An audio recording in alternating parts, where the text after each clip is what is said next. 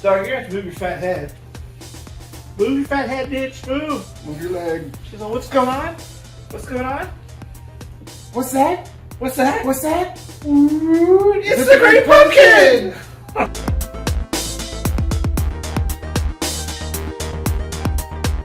Hey everyone, welcome to this fun episode of So I Married a Geek. I'm your host with the most, Gavin. And this is my husband, the host with almost the most, Phil. Because I married almost the most. No, I married almost the most. Oh, okay. That's why you're almost the most. Oh, okay. Is that how it works? That's how it works. Okay. I was the one who proposed, so I get the hierarchy of the name. You get the secondary, which is almost the most. Because this mofo made it very clear he would never propose. No, I want it to be soft. I want it to be soft? Yeah. Who wants to be soft? I did. And I was. What does that even mean? I'm sorry that I'm like, what do you mean? What does that mean? It's really clear. I wanted to be soft. I found you. Uh-huh. What more did you want? And then you got me. Well, I think you got me. I think you got me. At the end of the day, I think he's the one who made out like a bandit. So today we're going to do an Ask Us Anything segment. We're going to answer 3 questions from our skull jar of doomy fun here. So we have to answer the question. Usually it's us answering for the other person. When we did our hour show, we ended it with that. So we will do some Ask Us Anything episodes every couple of weeks just to have some fun. And these are questions people have just asked us over the years. And so I thought, let's have fun. So you get to pick the question.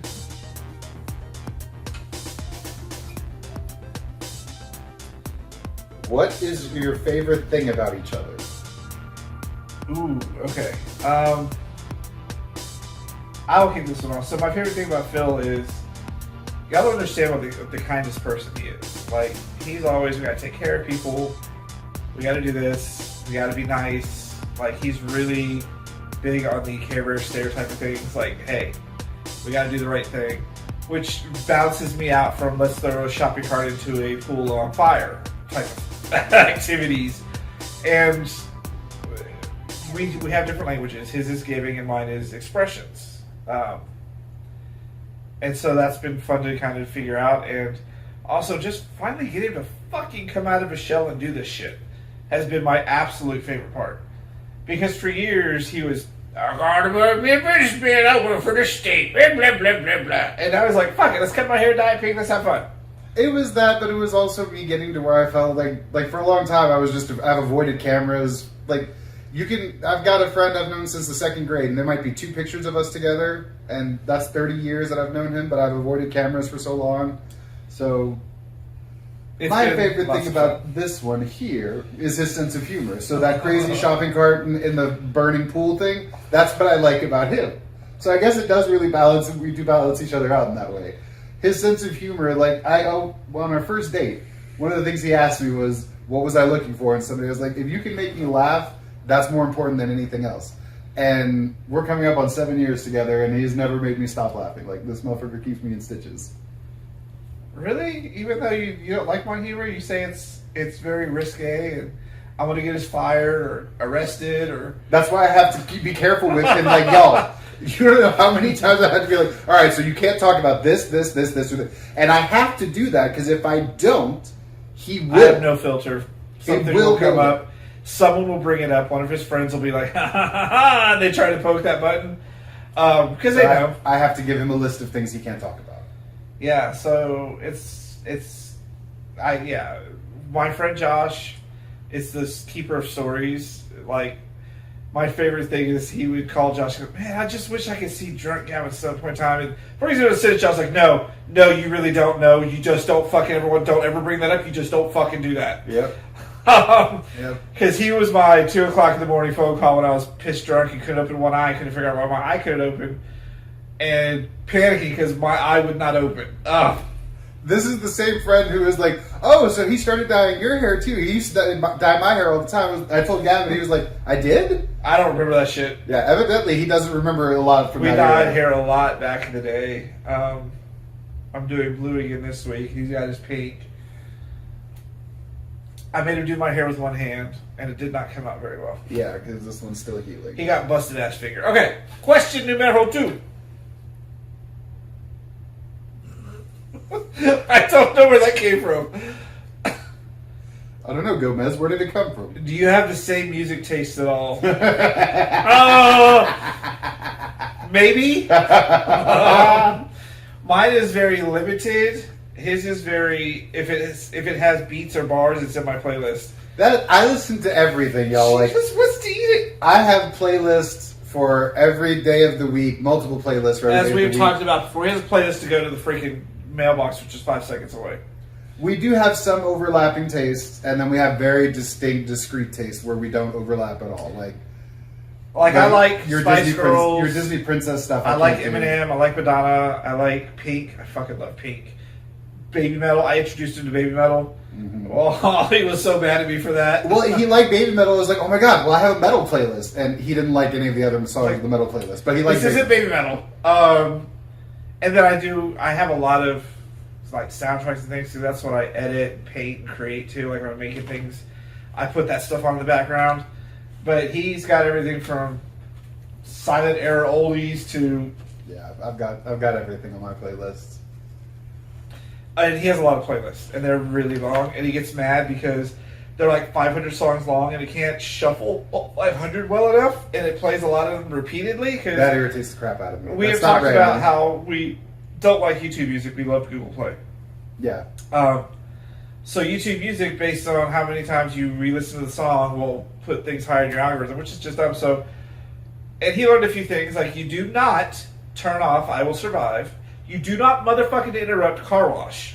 I didn't know about Car Wash either. That one caught me off guard. I was like, oh, my bad. I had no idea you even liked this song. Yeah, so there's like, I do like disco. It was just a weird time.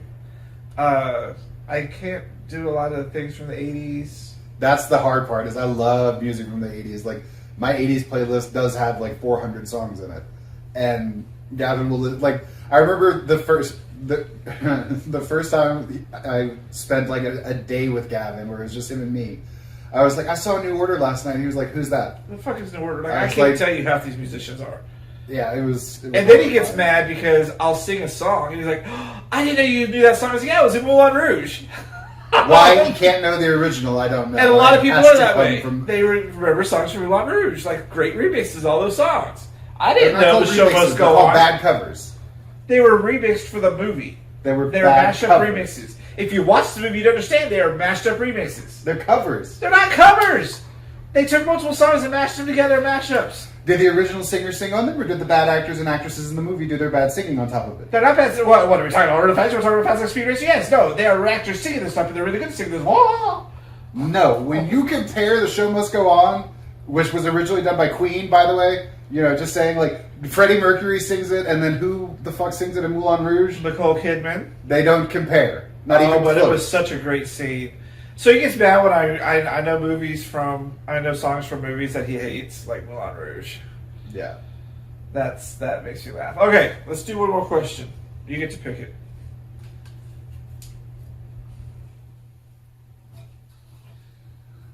What is the one thing the other has that is considered a treasure? Besides the ugly fedora, I think Phil has a signed poster from Musician. He has an album up there from the Musician. Dude, that was epic, y'all. He has a guitar. I got to interview the guy who made my favorite album of all time, and then afterwards, because it was cool for him, it was the 20th anniversary, he sent me a bunch of like promo materials that I had never seen before, and he autographed it for me. Almost wet my pants. Like, it was so cool. His original Secret of Mana cartridge. Mm-hmm. My Pet Monster. My Pet Monster, which there's a whole dramatic story behind that. Because he let loose that he had one in the attic, and he would give it to me when we got together, but then decided he's not giving it to me. We're going to have to share it. He and I had a conversation, and he was not ready to change owners. Yeah, so his stuff is the music based. That's pretty much all I can think of. Because you don't have a lot of things that you just cling on to. But you're kind of the same way. Like, you have your treasures, but you're like the 500 board games are your treasures. Your 3D printers are your treasures. Your little Kermit that she tore up and you had to replace with one of your treasures. I have an original 1976 Fisher-Price Kermit the Frog. And she ate the original one he had. Yeah. That's actually the third one I bought. I always have to find them on good times because that shit is expensive. Yeah. I've had one of those since I was a kid. Okay, so what do you think is my favorite board game over there? Fireball Island. Wrong, bitch! It's Candyland, in case you couldn't tell by the Candyland list of stuff every fucking where! I don't really think about that as a game like that. Like, we're talking about games that you, like... Candyland. That's a game you play with my niece I want and nephew. Candyland fucking shoes. I've got Candyland socks. I've got a Candyland canvas print. I got all the Funko Pops. I've got 3 versions of the game. You also have every version of Risk and every Risk version is of really Monopoly. Yeah, but I only own like one Monopoly. It's the Monopoly Gamer with Mario. Nah. I don't know any of the other ones. And what are the other things you have all the different versions of? I don't think I have Disney Villains Monopoly. Let's see. Yeah, Candyland. Candyland is my shit, y'all. Yeah, but you also have like 3 versions of Fireball Island. 4. That's not 3. That's all the expansions. Whatever. It's still one game, bitch. Whatever. But I do love Fireball Island. He is right because Fireball Island, I grew up with. I fucking love that as well. But my ultimate game isn't even here yet, and it's the relaunch of Hero Quest. And you just don't understand because that was my gateway board game into the big world of board gaming. Hero Quest. It should be here maybe in November. They're supposed to be shipping it this month, so hooray! I'm all yes. You all like I'm doing my hand action. You just don't understand. Yeah, I think that's like for you. Like I got him some fun things that I think he treasures, like the assortment of Jason Voorhees things. Mm-hmm. I got him like the action figure from the board from the video game. I got him a bunch of the Funko Pops. Just some fun stuff, but yeah, no, like You're my treasure. Oh, I should have used my strong hand. You're my treasure. you're with your gimpy finger, so you put your nasty prune finger up next to me, so it smells like butt. It doesn't smell weird at all. It smells like mildewy, moldy butt. No, it doesn't. Yes, it I have does. to wash it like 10 times a day. I don't know. It still looks like a prune. So yeah, we only have 2 more questions. You want to go ahead and answer these 2 while we gather more? I guess, except what about the oven alarm? If the oven alarm goes off, you hear our annoying Samsung thing. No, we're going to save these. We're going to save these for our next Ask Us Anything episode because we'll get some more questions. We want your questions. Send them to us as a comment or message me on YouTube. Just send me a direct message if you want to. And, y'all, make sure you like and share the show. We love doing it for you. People have really been responding to it. And I'm not quite sure how YouTube works, but it's been fun to just see us on camera doing stupid fun things. That you've been asking me to do for years and years and years. So we have some more shows coming up for you this week. It's going to be lots of fun. So stay tuned every day at noon when we release new episodes. You can watch it whenever you want, but they do premiere at noon. And the dog is just blankly staring at a box, so I don't know what the fuck she's doing. There's something there she wants. Okay, so that's it for today. We'll see you guys in the next episode.